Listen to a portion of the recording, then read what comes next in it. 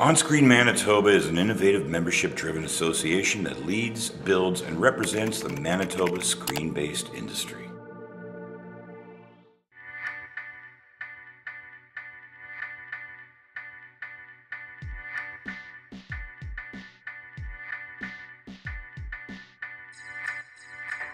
I think it's fantastic. I mean, Manitoba, you don't think about it as a film place.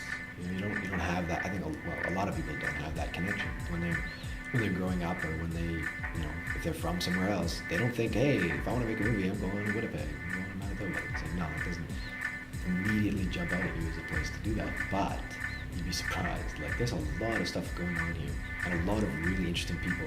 And not only that, but a lot of excellent funding resources, a lot of excellent places that you can help find support.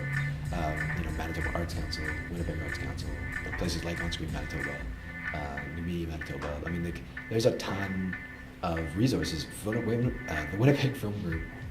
The Winnipeg Film Group is one of my favorite places in Winnipeg. I mean, I go there.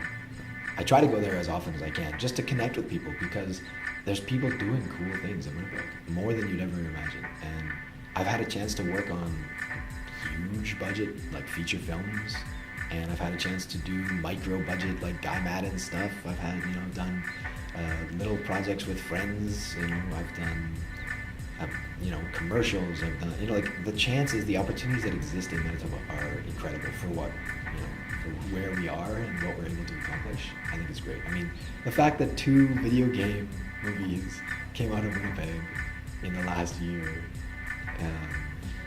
I think is the funniest thing in the world. Like Indie Game the movie, and then now, hopefully my film, it does even a 10th of what they did. But that just speaks to what you're able to accomplish nowadays. You don't have to live in LA or Vancouver. You can do things from Winnipeg.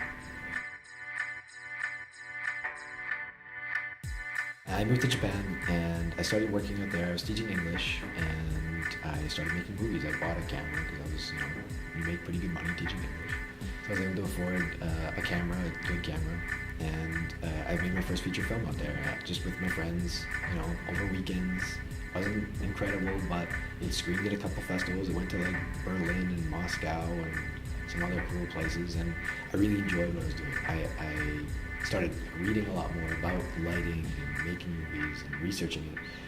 And so when came time to come home, when it came time to come home to Winnipeg, I was 24 years old, and I said, okay, like I'm gonna take a shot at this. I don't want to work a regular job. I want to make movies. So I just looked for productions in town. Like I didn't start making movies. I started working on movies. And I got lucky and I met Guy Madden and started working on some of his stuff, and it just kind of built on that. I did some union work, and it just kind of, fell into place that like movies and work kind of made sense. And so I met another person who had a similar, passion, desire for making movies, and we just kind of formed a company, and now we just kind of, have fun. I didn't take any business loans. I didn't do anything crazy. I had a bunch of equipment already, and I invested my own money into my equipment and my business, and to the point where now we own a red camera and some of the better equipment in the city, and we can do whatever we want whenever we want, which I love. I love owning my own equipment. That's one of my recommendations, I guess. Renting's great in the short term, but in the long term because then you can rent your own equipment and make money, have it make money for you. Documentary is a great way to get started, I think, in terms of filmmaking, because, like I said, you don't have to have like the perfect script going into it. Whereas I've been on many a film where I'm like, the script could probably use a couple more revisions, a couple. But a documentary, you can find it as you go. So I think it gives you a chance to really explore things and learn on the way and make mistakes, and they're not unrecoverable mistakes. You can cut that later on. So it's a fun way to go, and it's informative. People like watching documentaries. There's always going to be a market for documentaries, so it's a good way to get started as a filmmaker. If you know your market, I think you can access it, and especially if it's a market that is online. because right now that's the best way to get things done. You know, it's like crowdsource funding is amazing. I mean, it's ridiculous what you can do.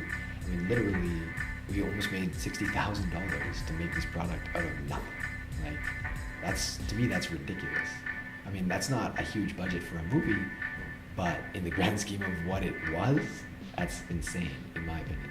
I mean, I actually paid people to do things. You have these people who believed in you, who gave you money up front, and said, yeah, I think this guy will come through. You know, there's really I could totally run away to Thailand and not do anything. So it's a lot of pressure on you because people, I mean, I have to stop myself and think, like, sometimes, okay, if this didn't happen, if this didn't work, how many people would I be disappointed? You know, what would I? So that really drives you to take that next step. And so Indiegogo is a great platform, like I was saying, just to reach money, but it definitely puts, you know, it definitely makes you work hard for it. Well, in my opinion, that's how I look at it. But it's a little bit scary because, you know, what if you come up with something and they don't like it? You know, they've already paid, so like, you know, I guess you could be a jerk and just say, you know, oh well. But that's not how I feel. You know, I feel that pressure. That, like, I hope I live up to their expectations of what they're getting.